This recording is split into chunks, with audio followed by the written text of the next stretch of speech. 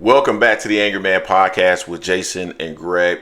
So I want to dive into these comments that were made by Bill Haney in regards to Mike Tyson and Jake Paul, proclaiming Jake Paul to be the face of boxing, which in my personal opinion is a ridiculous statement. But not only that, I think it was an attempt once again to try to throw shade at Gervonta Davis.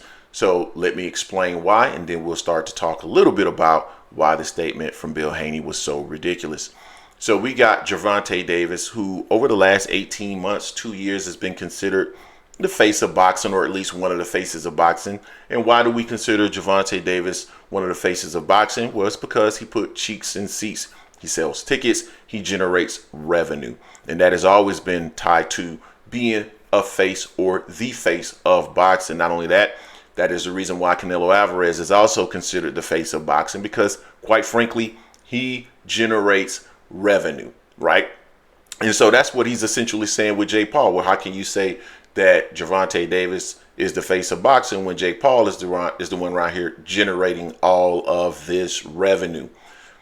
Let's keep it a buck here. And this is where, like, simple research is easy to do, and it'll explain exactly what we saw here on Friday night.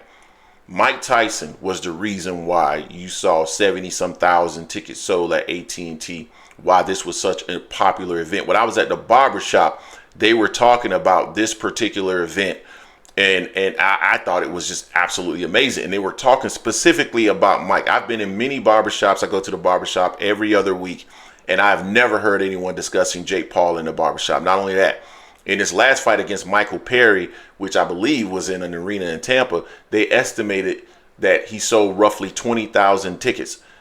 So Jake, although popular, although has made a lot of money, he has not been a part of something this popular before, and that was particularly driven by Mr. Mike Tyson.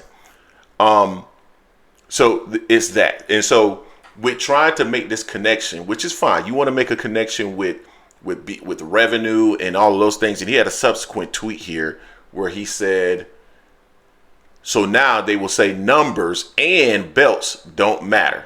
So he's tying the belts into a situation where it relates to Devin Haney, his son, who those comments were made. And now he's talking about the numbers, tying that into the Gervonta Davis situation.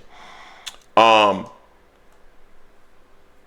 people say belts don't matter, all they're saying is that belts don't matter to the extent that you're trying to make it matter.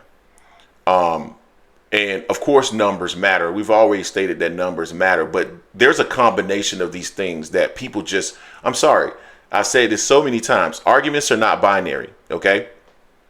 There's a combination of different things that will occur that will make something true or not true. When we talk about the fact that you are a draw, Jake Paul and what Jake Paul is doing is not what most of us would consider, let me back up. He's not fighting at an elite level. It's just that simple. What he is doing currently is what I would just deem as entertainment, and it's coming in the form of boxing. It's some type of entertainment. It's some type of new category of entertainment. You want to call it YouTube boxing, you want to call it celebrity boxing, whatever. It's some different category of boxing. So for instance, if you got two, rappers who didn't like each other, or if you had two entertainers that didn't like each other and you put them and they were really famous, like if Chris Brown and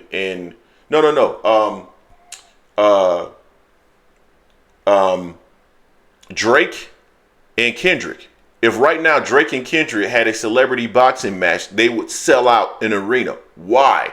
Because of the name. Nobody would call them the face of boxing. Okay, Jake is not what I would consider boxing. It's more entertainment. That's what he is. And so yes, he sold a ton of tickets, most of which were off the back of Mike Tyson. No one would claim that Mike Tyson is the face of boxing right now, just like no one would claim Jake Paul is, because he's not fighting at an elite level. You have to fight at an elite level. Okay, so yes, he sold a lot of tickets, and there's nothing wrong with that. Now, I'm happy for both of the gentlemen. I'm always happy that people get the opportunity to make a lot of money. But let's stop with the shenanigans here, man, and stop trying to throw this little shade at Tank, because we have deemed him at least one of the faces of boxing. That's what he is.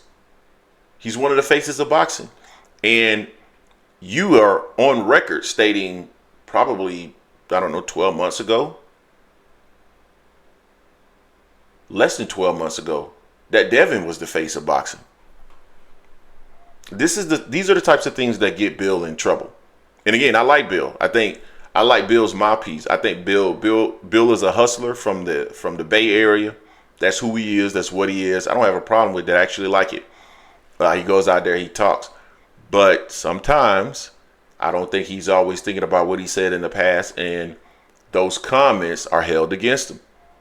So you can't say that your son is the face of boxing and now proclaim that Jake Paul is the face of boxing and he's the face of boxing because of numbers. How can he be the face of boxing because of numbers, but you stated that your son was the face of boxing and he's never done numbers? That makes no sense at all. So, at the end of the day, I like Bill. I like Devin. I think Devin just needs to situate himself and get back in the ring. I think Devin needs to put himself in a position where, he can come back, gain his confidence, and do what he needs to do in the ring. And I think Bill got to stop trying to just throw all this little, because it's not gonna benefit him. Particularly and specifically if Devin doesn't look good in this next fight. Oh, it's gonna rain down. These little comments are not gonna do Devin any good. But it's pointless. So if I were Bill Haney, I would just simply